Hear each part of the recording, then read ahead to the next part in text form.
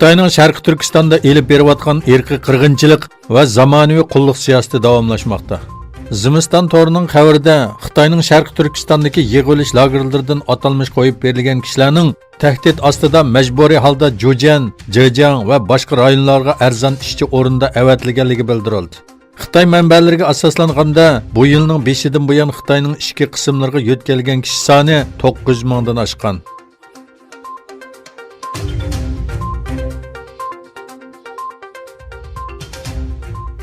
Malayziya Bosh ministri Mahathir Mohamad Uyg'urlar Malayziyaga kelib panohlik tilasa, Malayziya Xitoydan bu haqda bir talab kelgan taqdirda Uyg'urlarni o'tkazib bermaydi dedi. Malayziya parlamentida o'qituvchi partiyalarning savollariga javob bergan Mahathir Mohamaddan Xitoyning Sharqi Turkistonda Uyg'urlarga qilayotgan bostirish va milliy kamsitishi haqida savol so'ralgan. Mahathir Malayziyaning boshqa davlatlarning ichki ishlariga aralashmaslik prinsipini ta'kidlab, Uyg'urlarni o'z ichiga olgan musulmonlarga qarata dunyo miqyosida bostirilishlarning mavjudligi barliq taraflar tarafidan qabul qilinishi kerak degan.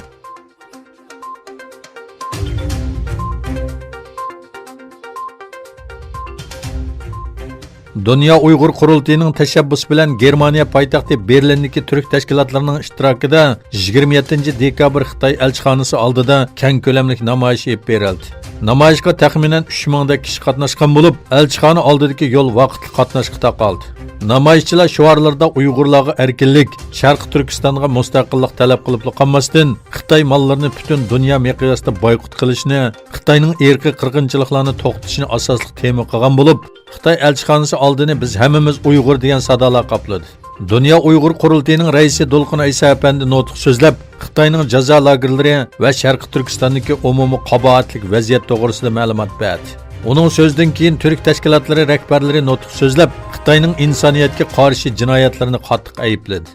Dolqin Aysa so'zida yana 3 million Uyg'urning yig'ilish lageriga qamalganligini, lagerlarning taqilishi uchun Germaniyaning Xitoyga besim tushirish kerakligini aytdi.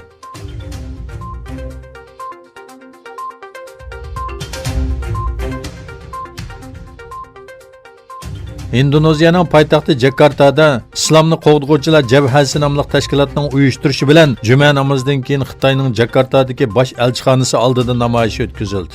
Mazkur tashkilot nomidan bayonot e'lon qilgan Salomat Ma'rif Xitoy hukumatining Uyg'urlarga qaratgan zulmlarini to'xtatishga chaqirdi va bu haqda aktiv harakat qilmagan Indoneziya hukumatini tanqid qildi.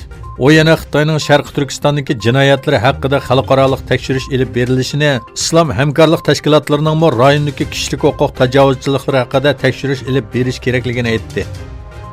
Shuning bilan birga Malayziyaning poytaxti Kuala Lumpurdagi Xitoy elchixonasi oldida namoyish o'tkazildi.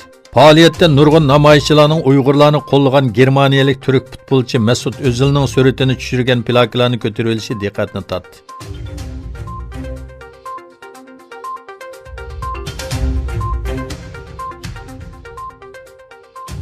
Xitoy Savdo ministrligi Amerikaning Xitoy korxonalariga cheklama qo'yish ta'kidlangan moddalarni o'z ichiga olgan 2020-yillik mudofaa xomchotiga qat'iy qarshi turganligini bildirdi. Amerika Davlat Majlisining har ikki qonunida ma'qullangan va 2020-yillik davlat mudofaa huquq berish qonuni deb atalgan mudofaa xomchoti Xitoy shirkatlariga ziyonli bir qism mazmunlarni o'z ichiga olgan. Xitoy Savdo ministrligining bayonotchisi Gao Feng Amerikaning xato harakatlarini to'xtatib, ikki taraf korxonalarining savdo hamkorligiga foydali sharoit yaratish kerakligini aytdi.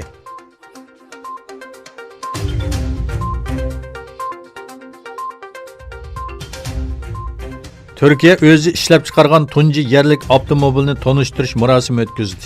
Davlat raisi Erdo'g'an hamdillah bo'lsin, bugun Turkiya o'z avtomobilini dunyoga taqdim qildi. Buzish va to'sqinlik qilish emas, balki davlatimizga foydali asarlarni vujudga chiqarish uchun g'ayrat qilamiz dedi. Gebze shahridagi uchur jilg'isiga tunji yerlik avtomobilni tonishtirish uchun Turkiya avtomobili taraqqiyot guruhi yangilik safar uchirishi nomli faoliyatda davrning nomli avtomobilni ziyorat qilgan Erdo'g'an tunji bo'lib bu mashinani haydadi.